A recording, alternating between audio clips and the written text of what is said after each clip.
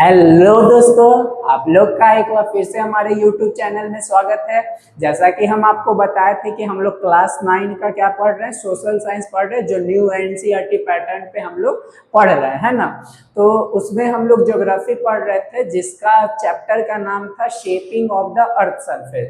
तो shaping of the earth surface में कल के वीडियो में हम देखे थे कि क्या हम लोग एक थ्योरी पढ़े थे, क्या कन्वेंशनल थ्योरी, है ना, जिसका नाम क्या था, कन्वेंशनल करेंट थ्योरी जो नाम था उसका नाम था। ठीक, अब हम लोग आप आगे आज क्या पढ़ते हैं, अगला टॉपिक क्या है हम लोग का, मॉडर्न प्लेट टेक्टोनिक थ्योरी।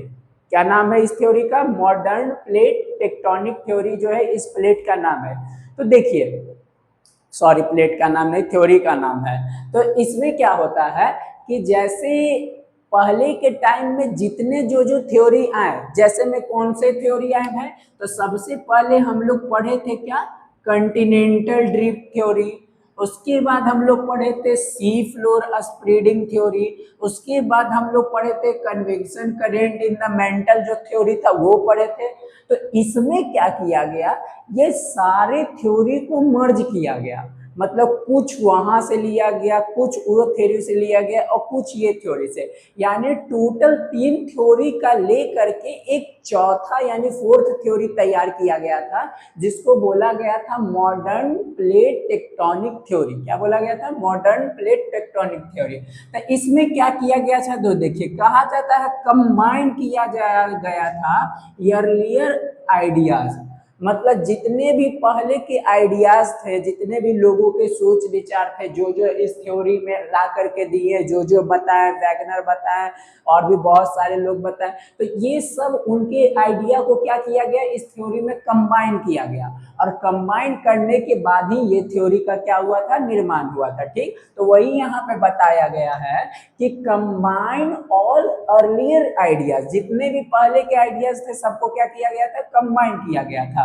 जैसा कि हम बता ही दिए, कंटिनेंटल ड्रिफ्ट वाला, सी फ्लोर वाला, कन्वेक्शन करंट वाला, ये सबको क्या किया गया था, कंबाइन किया गया था। ठीक, अब क्या कहता है, जो देखिए कहता है explain movement of both land and ocean plate. ये देखिए किसके बारे में बताता है, ये बताता है क्या, किसके बारे में बताता है कि कैसे जो है लैंड का और कैसे जो है सी का जो प्लेट है वो मूवमेंट करता है, वो बताता है कैसे मूवमेंट करता है। ठीक, इस थ्योरी में वही बताता है। तो वही यहाँ पे लिखा हुआ है बोथ लैंड, लैंड में जो हम लोग का क्या आ जाएगा, कंटिनेंट, और जितने जो ओशियन है उनके प्लेट के बारे में क्या करेगा, ये डिस्क्राइब करता है, एक्सप्लेन करता है। ठीक, अब देखिए एक अगला पॉइंट है क्या, टाइप्स ऑफ प्लेट बाउंड्रीज, मतलब देखिए कितने टाइप के प्लेट बाउंड्रीज होते हैं उसके बारे में पढ़ना है। ठीक, देखिए मेनली जो होता है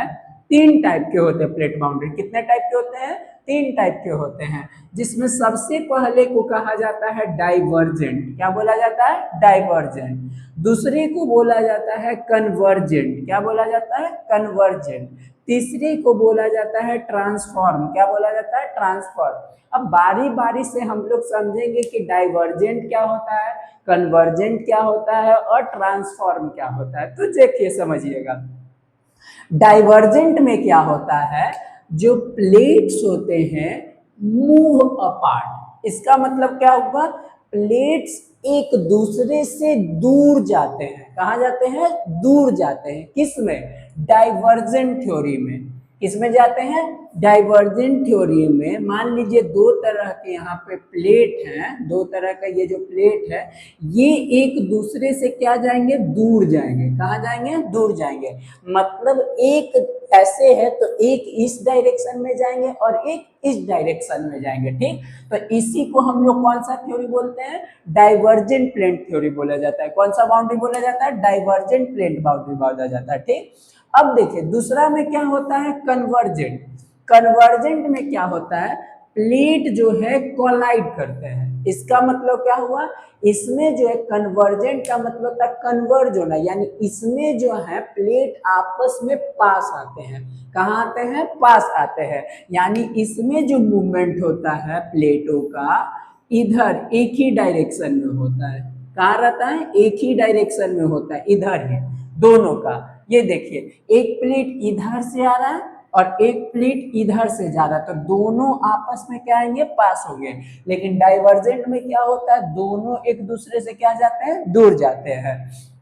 अच्छा, ट्रांसफॉर्म में क्या होता है, प्लेट जो है स्लाइड करते हैं पास्ट ईच अदर, मतलब इसमें जो है प्लेट स्लाइड करते हैं। स्लाइड करने का मतलब जैसे एक प्लेट अगर यहाँ है और एक प्लेट अगर यहाँ है, तो ये दोनों जो है आपस में क्या करेंगे, स्लाइड करेंगे। ये जो प्लेट है दोनों आपस में क्या करते हैं, स्लाइड करते हैं, ठीक।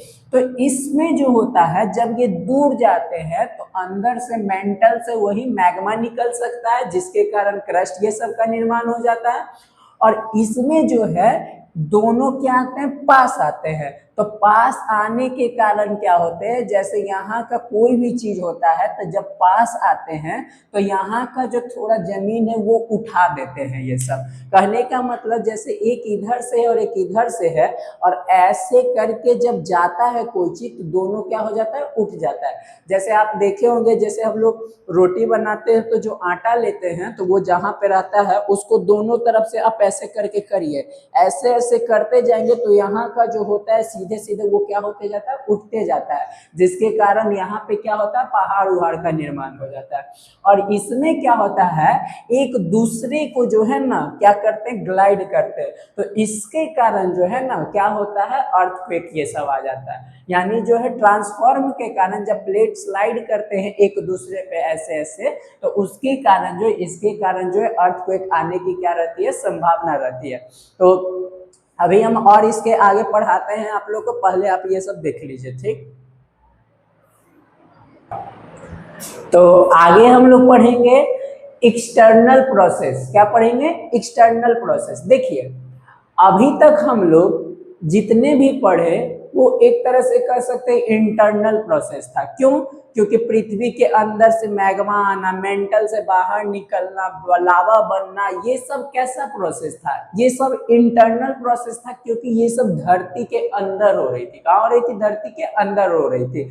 लेकिन अभी जो बोलते हैं, अब हम लोग एक्सटर्नल प्रोसेस पढ़ेंगे, यानी जो धरती के अब कहाँ हो रही है, बाहर हो रही है, ठीक। तो देखिए एक्सटर्नल प्रोसेस आखिर कहते किसको है वो समझिएगा।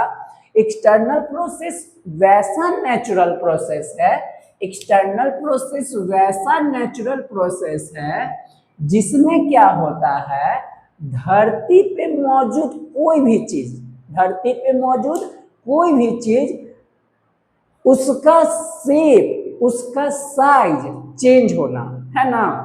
तो वो किसके कारण होता है, एक्सटर्नल प्रोसेस के कारण। फिर से समझिएगा मेरा बात, एक्सटर्नल प्रोसेस भी नेचुरल प्रोसेस ही है, लेकिन एक्सटर्नल प्रोसेस वैसा नेचुरल प्रोसेस को कहते हैं जिसपे धरती पे मौजूद कोई भी वस्तु, कोई भी चीज का, उसका जो है आकृति चेंज होना, उसका शेप चेंज होना, उसका साइज चेंज होना, इस सब के कारण जो है, तो ये सब चेंज होना ही क्या कहलाता है, एक्सटर्नल प्रोसेस। और ये सब एक्सटर्नल प्रोसेस के कारण ही चेंज होता है, ठीक।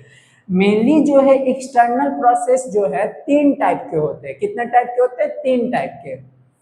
एक को बोला जाता है वेदरिंग, एक को बोला जाता है इरोजन, और एक को बोला जाता है मास मूवमेंट। क्या बोला जाता है, मास मूवमेंट।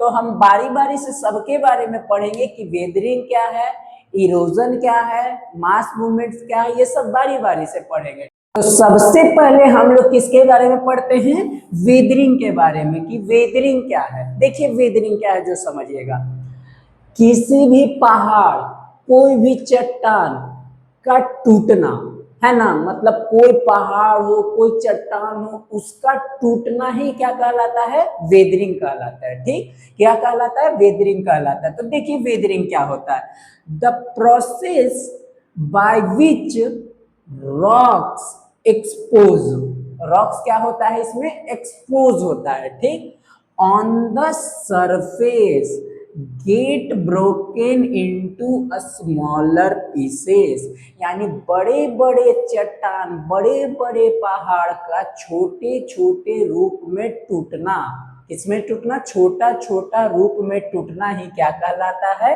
वेदरिंग कहलाता है। क्या कहलाता है, वेदरिंग कहलाता है। अब देखिए यहाँ पर एक वर्ड है इन सीटू। क्या है वर्ड? In situ. तो देखिए समझिएगा, यहाँ पे एक होता है इन सीटू, एक होता है इन सीटू, और एक होता है एक सीटू। क्या होता है? एक सीटू। तो इन सीटू क्या होता है, एक सीटू क्या होता है, जो समझिएगा। देखिए जैसे मान लीजिए कोई पत्थर टूटा, कोई पत्थर टूटा और छोटे छोटे टुकड़ों में टूटा, तो टूटने के बाद वहीं गिर जाना या फिर उसी स्थान पे रह जाना क्या कहलाता है? In situ. देखिए इन द सेम प्लेस, है ना, मतलब उसी जगह पे पत्थर का टूटा। मान लीजिए यहाँ पे बड़ा सा चट्टान है, यहाँ पे टूटा और मेरे पास में ही क्या रह गया? गिर गया, यहीं पे जम गया, यहीं पे मिट्टी बन गया, यहीं पे सारा चीज हो गया, तो वो इन सीटू होता है। लेकिन एक सीटू क्या होता है?